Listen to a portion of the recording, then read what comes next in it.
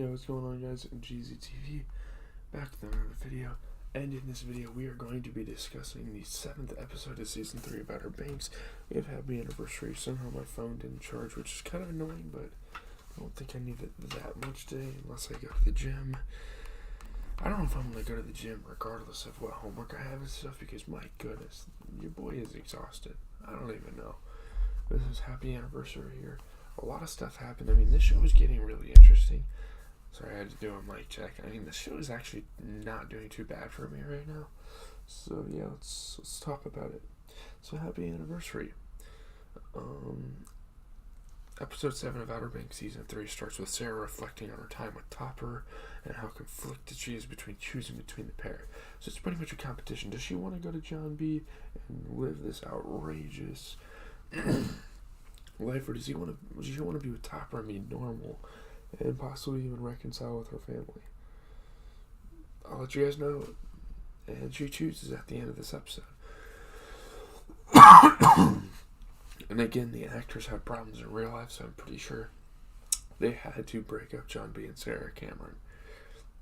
My voice is kind of fucked up because I just woke up. Hopefully, I kind of lost my voice.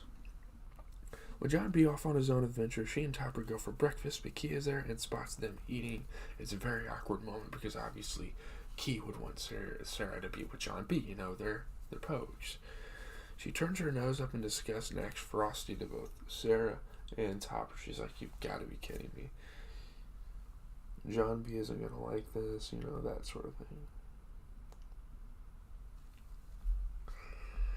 Key sits with Sarah afterward, with the latter admitting everything that's happened and how conflicted she is.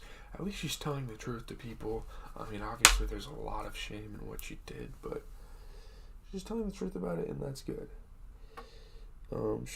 Key doesn't hate her and covers for Sarah, shrugging and claiming that everyone is messed up right now. You know, with everything that's happened with the treasure hunt and stuff, no wonder Sarah's been doing what she's doing. Like, it's kind of fucked up her mind and made her do dumb things. Like, you know what I mean? And maybe she needs a little bit of love because John B hasn't been giving it to her. Weezy suddenly leaves a message for Sarah, though, claiming that she's in the OBX and has run away. And we think that genuinely Sarah and Weezy are going to have a nice little reunion in this episode, which I think is pretty cool. I thought would be pretty cool, but she wants to meet. She wants to meet at this condo that they own, apparently. Meanwhile, John B and JJ head back to the professor's house, intent on figuring out exactly where Sing and the others are going and hoping for some sort of clue. So they are searching for where they could find John B's dad.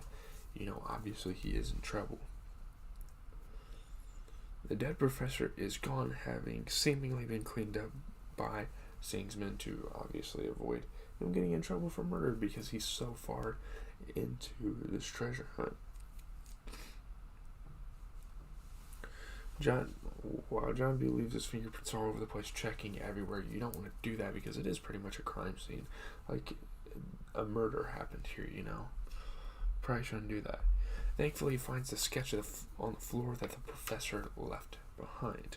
Not only that, but he also finds a newspaper clipping for an expedition in South America.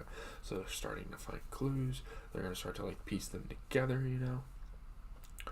Tom, you mentioned a Neville Purcell before he died, who just so happens to be one of the men on this newspaper clipping, and one of the men that was a part of Professor Sowell's group, and that's exactly who he was talking about. More crucially, though, he was also part of the expedition in South America. He's still alive and could be their ticket to finding the treasure site. So that's their mission now. They're going to find Neville Purcell, and yeah. Ward returns home without arousing suspicions from anyone in town. Somehow. I mean, that's kind of a weird plot device. In Control's room, he confronts Rafe about the cross. Like, come on, man, that's a lot of money. And now you melted it down. Like, maybe we could have negotiated. Maybe we could have sold it off. And I could have ended up agreeing with you. But no. You stole it. You melted it down. And now it's ruined. It's a historical relic. He's already melted it down through and has a deal in place to grow the empire. Rafe admits he doesn't need him anymore and tells his dad to go home.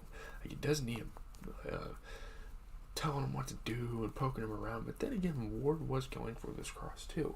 So it's just kind of an interesting relationship here. Instead, his earlier message from Wheezy happens to be Rafe,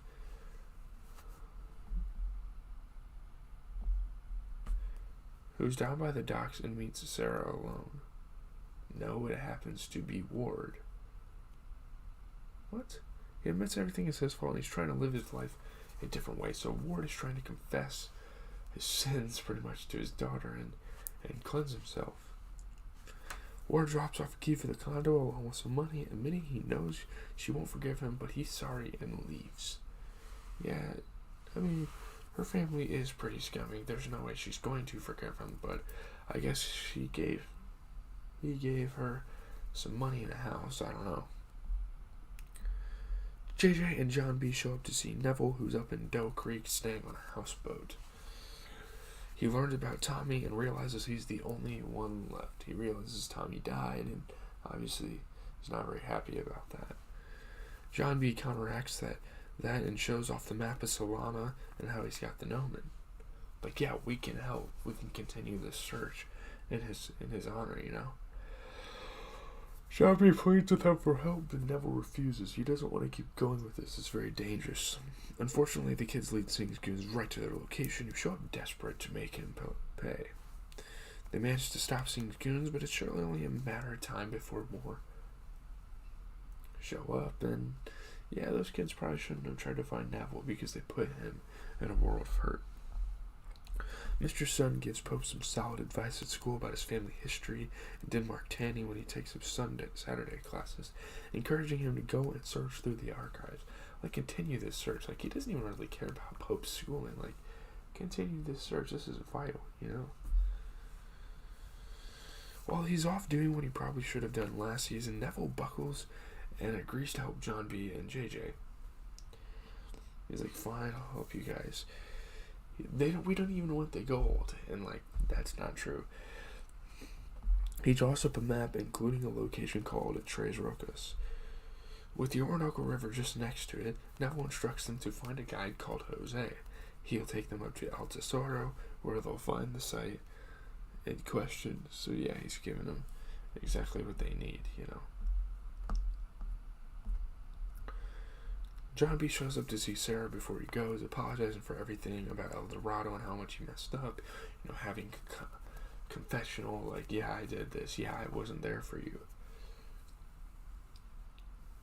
There was like this anniversary for Key's parents. As the pair hug, Sarah opens up and admits she made a mistake and kissed Topper. She didn't hook up. She didn't have sex with him. She kissed him. She should have just kept it secret, honestly. It's a tough pill for him to swallow, especially as they happen to be at a big party together in the process with Topper in attendance. We're done, John B says, and walks off like that's it. John B doesn't give Sarah any chance. They're officially broken up. JJ also fails to entice Key to join him too, given she's still sour over him stealing from her folks. So it looks like the Poes are broken up, and it looks like Key and Sarah might be transitioning to the kook side, especially with her father influencing Key and, you know, JJ acting kind of, you know, towards her. Before John B leaves, he notices Sarah and Topper together and marches across the dock to get involved. He's like, nah, man, you're not just going to do that right when I'm here. Sarah manages to calm him down until Topper makes a snide remark. And yeah, Topper, I don't know why you did that. You're a bitch. You're never going to be able to beat up a kook. Or a pogue. John B clocks him with a stiff right hand to the face as a result. John B then proceeds to beat him senseless before Mike arrives and stops them. And yeah, he's like bleeding. John B and JJ leave while we cut across to Pope, who looks through his family's gear through like their little storage room. There he finds details relating to Denmark Tanny, and in particular, a letter to his daughter, Clarice Tanny. So they make some crazy discoveries, and this is the cliffhanger. Pope and Cleo work together and open the letter. Within this happens to be a handwritten letter about the Royal Merchant, a city of gold, and the treasure. However, there's also a whole bunch of symbols and seemingly the key they need to track down the exact location. So yeah, they've kind of figured it out. The group are still split up now with various degrees of drama and issues between them.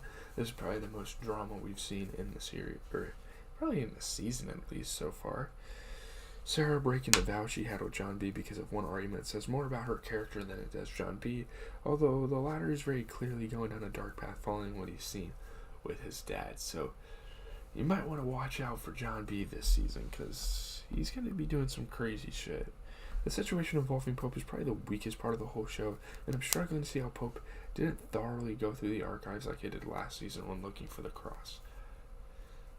It just feels like a convenient plot point to move us along to where the story will likely end up in South America. And again, we get absolutely nothing in regards to the teens involved in that train robbery and the consequences, so obviously that wears off. Obviously the show creators have forgotten about that one. Given police officers were hurt and a train robbery is big news, it just seems completely contrived that there's been no mention of that now since it occurred. It's likely it won't get mentioned again either, to be honest. That's the bad part about it. This season has still been enjoyable despite those gripes, though, and the ending hints that we've got a very dramatic finish in store for us here. This is definitely a season you need to switch off your brain to and not think about, but if you can do that, Season 3 does deliver some bombastic action. Bombastic? Is that how you say it? I don't know, but there are definitely some flaws, there are definitely some plot-convenient moments, and it's weird, I don't know. I do like it. I do like this show for sure, but leave a like, comment, subscribe, Jesus TV as always. Covering your favorite TV shows. I gotta get going on some quick homework before I go to class here, so I don't have as much to do later. But yeah, hopefully everyone has a good rest of their day. I got 2 lectures. I might be going to the gym today. I'm not really sure. I'm very tired.